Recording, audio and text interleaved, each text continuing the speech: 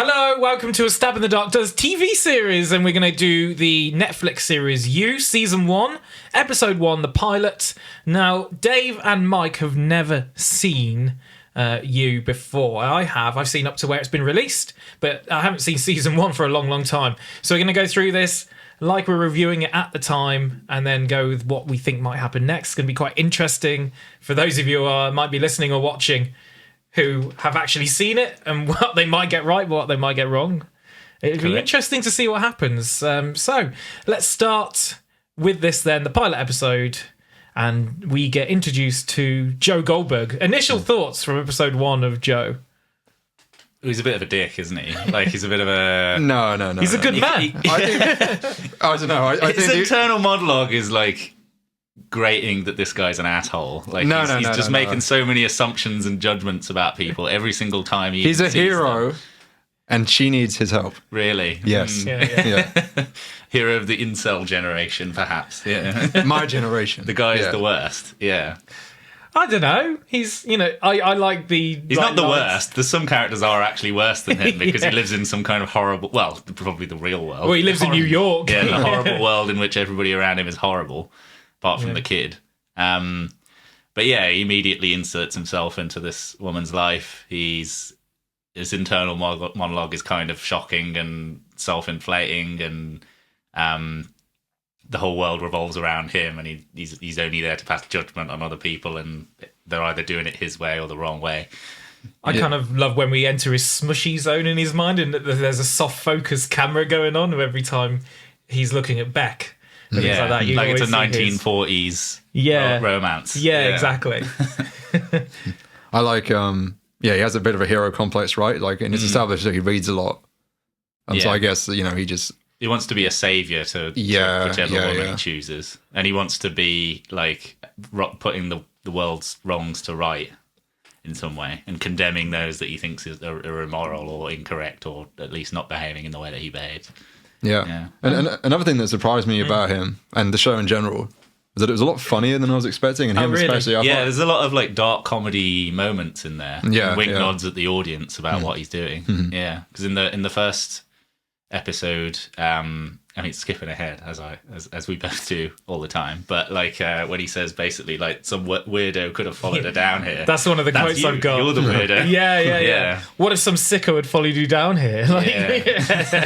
That's one of the best lines in the whole of that first episode. Yeah, that's the kind of dark comedy I like. It's like audience comedy. For the characters, it's not comedy at all. But we find in this episode, to me anyway, he sees himself above society. Like, he is better than everyone else. Like, he can see it from a point of view where no, he's the good guy. He is the good guy, and it's everyone else who lives within the bounds of society. He doesn't live within those bounds. He's okay. Yeah, he excludes himself from the ills of the world and thinks everybody else is doing it wrong and he's doing it right. And if he was in charge, he'd be... An interesting thing about him, though, is, the way he interacts with that little child. Because in that instance, like, it's the same kind of savior-hero complex. We never really hear his internal monologue about the child, though, do we? But I guess he doesn't really make judgments about him because he sees himself in the child to a certain degree. Oh, so you think he's not, like, saving the child, like, he's trying to save Beck? To a certain degree, but at the same time, most of the time it's the kid initiating contact, not him. So he's not going out of his way to try and save this child. He's more incidentally saving them out of the coincidence that he lives right next to this kid who's having a bad time that somewhat reflects his past or makes him feel a little bit guilty about. That is interesting because he, to me, seems like genuinely nice to that boy, right? Well, like, I thought he was being quite genuinely nice. Yeah. And it's quite innocent. It's interesting that you make the distinction between the boy, his perception of the boy, and his perception of Beck, for example. Yeah. That if he does see himself in the boy, maybe that's like the only way he can actually act genuinely. The only way he can connect with other people is by seeing himself within that other person. Yeah. Which is another kind of narcissistic psychopathic trait, right? Like, you only understand someone if they're or they fit in the box of what you think of yourself as you. And I mean, I don't think he really knows that much about the kid. I mean, he spends time with him and he gives him books and stuff, but does he know the parents that well? It doesn't seem like he's met the. I think he the dad hears them very a lot. much. Yeah, exactly. But yeah, doesn't necessarily know them, does he? He just sort of is their neighbour and sees the kids sitting on there. I think he does some genuinely nice things, like the subway. He gives the kid his subway that he was going to have, and things like that, and takes him into the bookstore and teaches him about books, and he has a genuine interest in something that he knows. I don't necessarily see that as something bad and like what you would do. Well, I mean, his actions are pure and can be interpreted as pure. But from what we know of this man's internal monologue, I would be given to cynicism about his motives in general, whether it's a self-serving kind of normalizer to have a child that he's helping out who makes him look good to other people. Well, so let's go to the beginning of the episode, and we have a bit of a cold opening with the bookstore manager, Joe Goldberg. He meets aspiring writer Guinevere Beck in the bookstore he works at, and you get introduced to, and that's where kind of his love that's where his love for her is formed, the spark between them. The genuine connection. Yeah, it's quite funny because it's like a one-sided meet cute, isn't it? Because you're inside his head.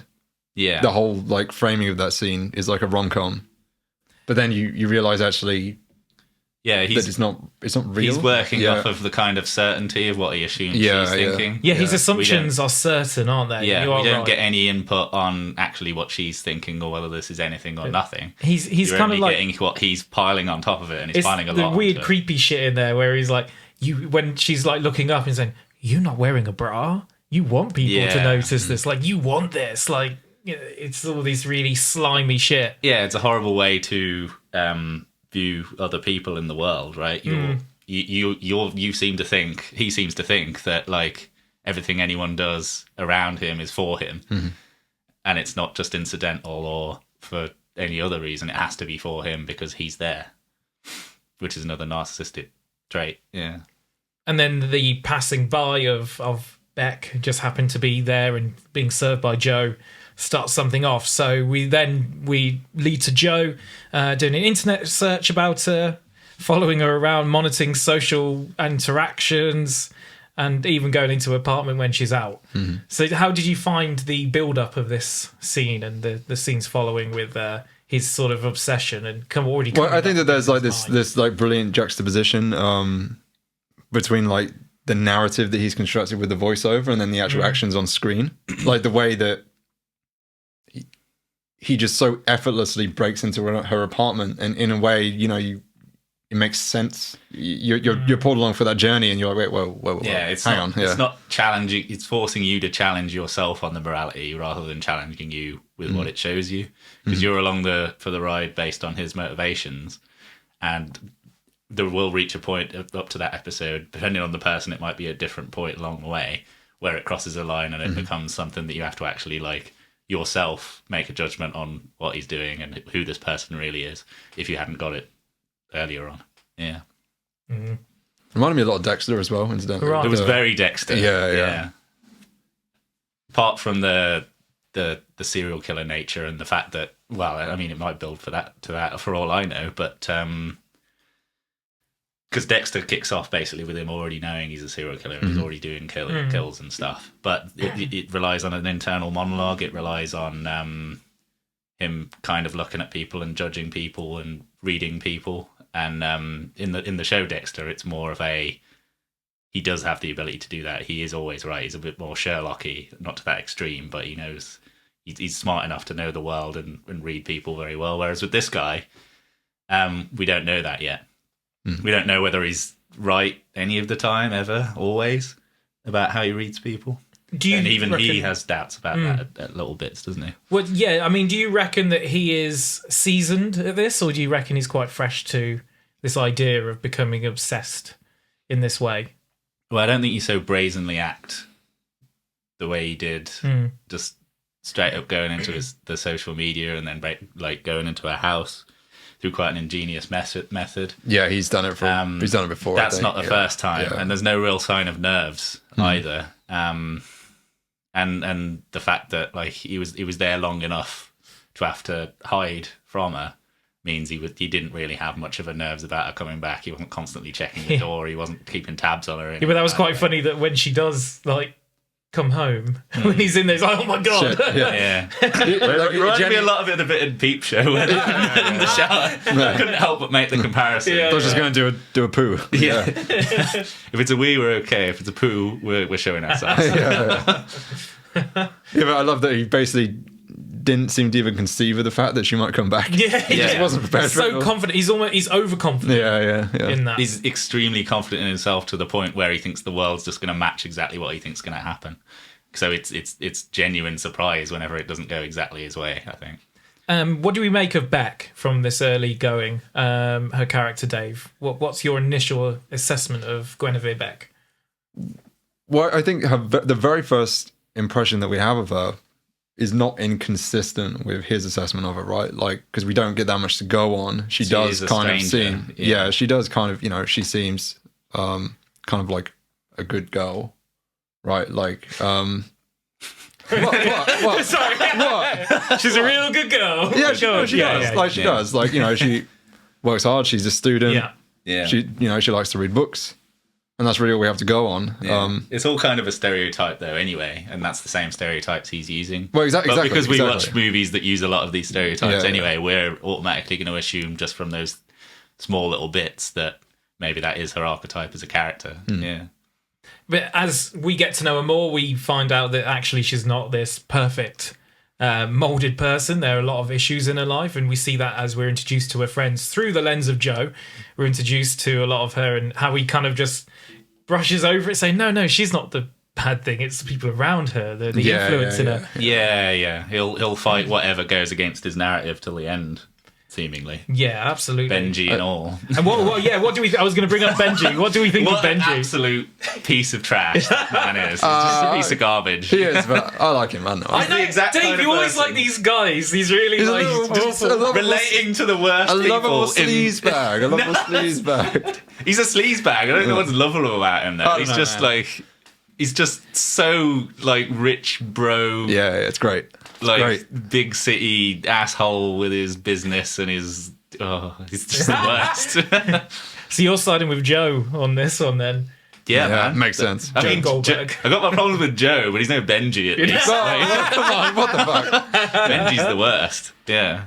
So Joe carries on following her, stalking her in her life until she's on a night out, and she ends up being drunken on the subway tracks and falls onto the subway. He saves her because obviously he's there Yeah. because he's been stalking her before, and it's his lucky night as such. Saves her. I thought it was quite a good scene in the club there when she reads the poetry. That was quite nice. Yeah, that was. And there's like assholes doing asshole things. Yeah. Like, why don't you tell a happy one? Or like, when's the band coming back and stuff. It's kind of realistic, what you can imagine. Yeah. And it's quite nicely, like most of the time, tracked on her face and her reaction. And I always like that. That's good. I do like he even gives up. He's like, I can't be watching Yeah, this. it's so pitiable. She's pitiable. Even the throughout stalker first can't do it. episode. Yeah. Yeah. She's kind of like a sad creature, she might even be sadder than he even views her to be, because he views her as someone that needs to be saved. And I don't think she needs to be saved. I think she's just pitiable. She's in a bad Yeah. situation and she's not really doing anything to rectify it. That seems a bit harsh. I don't know, man. Like, it's just a bit of bad poetry. I mean- Jesus Christ. No, I mean, I've been asked to give a judgment in a similar way to, like, I don't like to pass judgments on other people, which is a character in the movie and in the TV show, and yeah. Yeah, She You have to be has quite fucking a- perfect around this guy. Yeah, but she's put herself in this situation, right? She can't afford this place that she's living in. She has to spend time around this asshole lecturer guy, like showing off his advances and stuff, and she doesn't like out him for being an asshole. She spends time with one of the worst people in the world in Benji. He's all right. Her friends are pretty much assholes, a lot of them Yeah, as yeah. well. Even her, and like, they're rich best people that friend flaunt is all an their asshole money as well. around. Yeah, them. yeah. She's surrounded herself. She's not. I mean, I don't want to blame her for Sounds like you for are. a terrible life, but someone's put her in that situation, and it's her. She moved there. Jesus Christ. So, yeah. So Joe takes back home in the taxi, drops her off, and into the arms of Benji, who then Joe and Benji meet meet each other for the first time, because obviously Joe has already seen Benji, and actually watched them have sex. Now I think about it, Joe would have watched them in those big old open. Yeah. She's a bit of an exhibitionist. She wants to be seen. Like. Yeah, she wants to be seen. Yeah. It didn't even look like she owned curtains, let alone didn't shut them. Like, yeah. And he's like, oh yeah, she didn't finish. She didn't. He's like so happy that like he just left. He's a bit of a failure. Yeah. Yeah, but I don't think Benji gives a shit, does he? He's just like, that's why he's so cool. It's cool. it's cool. It's cool to just be like the selfish monster. Benji is the worst. Yeah. And that's the bit where the old woman comes out of the flat while he's like interrupts his jacking good off times. Oh yeah, he's touching himself. Yeah. And then you're gonna claim that he's being such a nice guy by helping her with his bags, with his masturbation hands. But what he does do here, Joe, is he steals Beck's phone. So she then sees it as, I must have just lost it.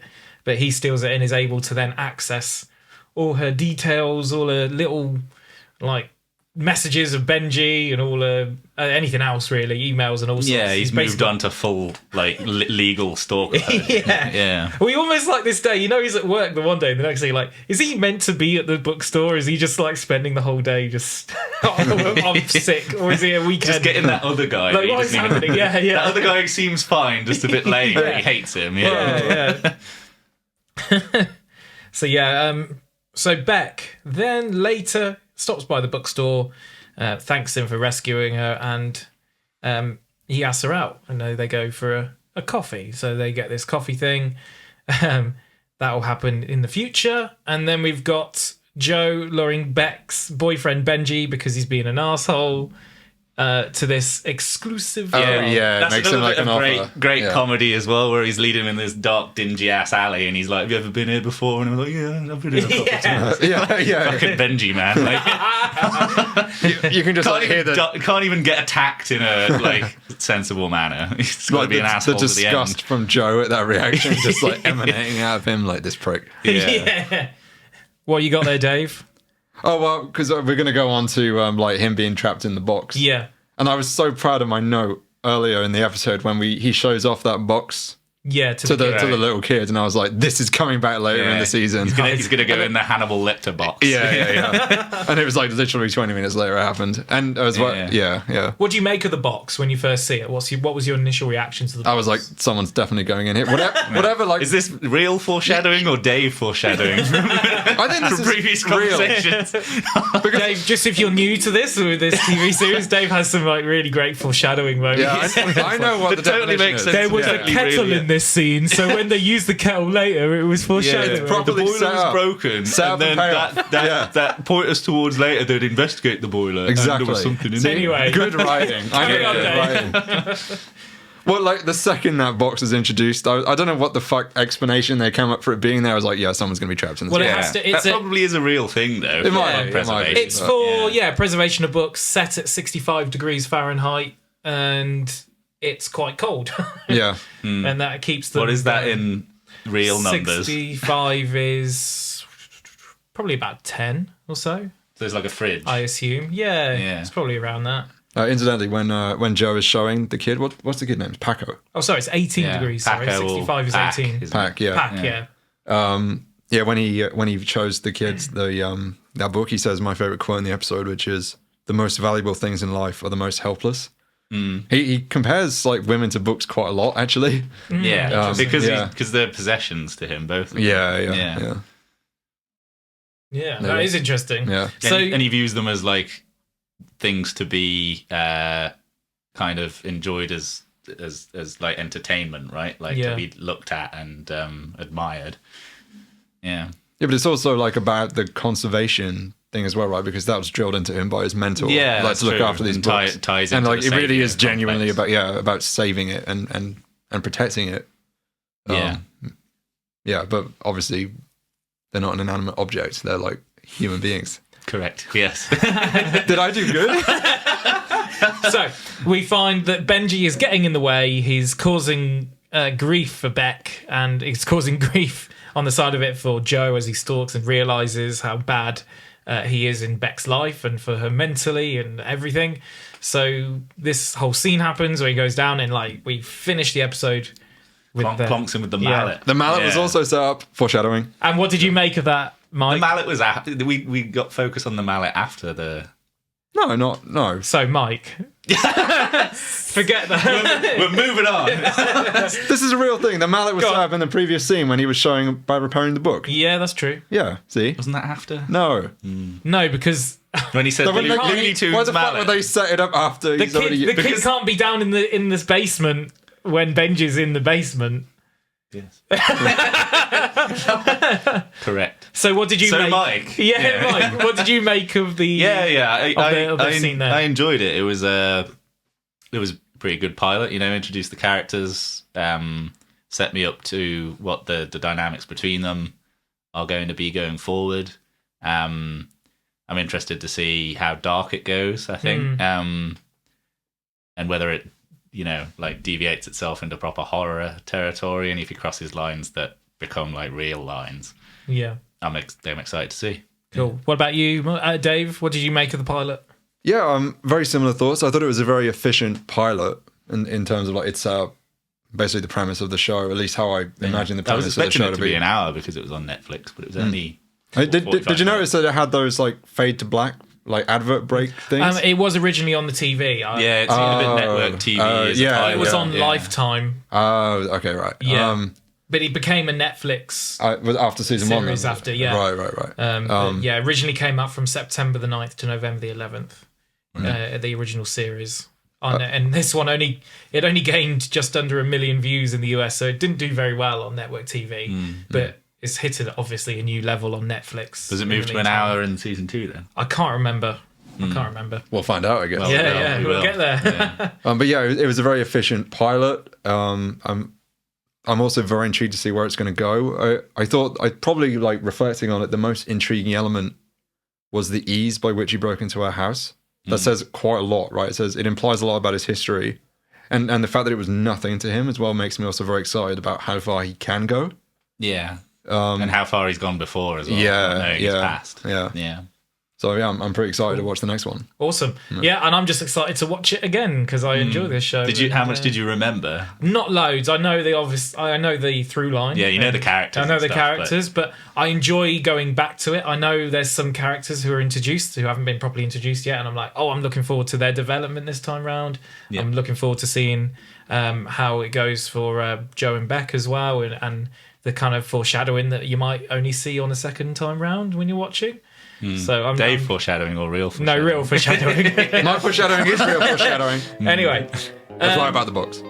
We will be coming out with these once a week, every week for the first series. So if you want to come along with us on this ride, then you're more than welcome. Like, share, and subscribe. Leave a comment. These two won't look at it, but I will because you might throw spoilers out there. So, Oh, that's true. yeah. That's Normally, I would love to look at comments, but But it's no, I just didn't. me this time Yeah, round. yeah. So. I think you can mark spoilers on YouTube comments. can't you? Yeah, probably. Anyway, Can they be that's trusted, a though? conversation. That's a conversation for later. Yeah. Have a good one. See you soon. Bye bye. Yeah. Bye.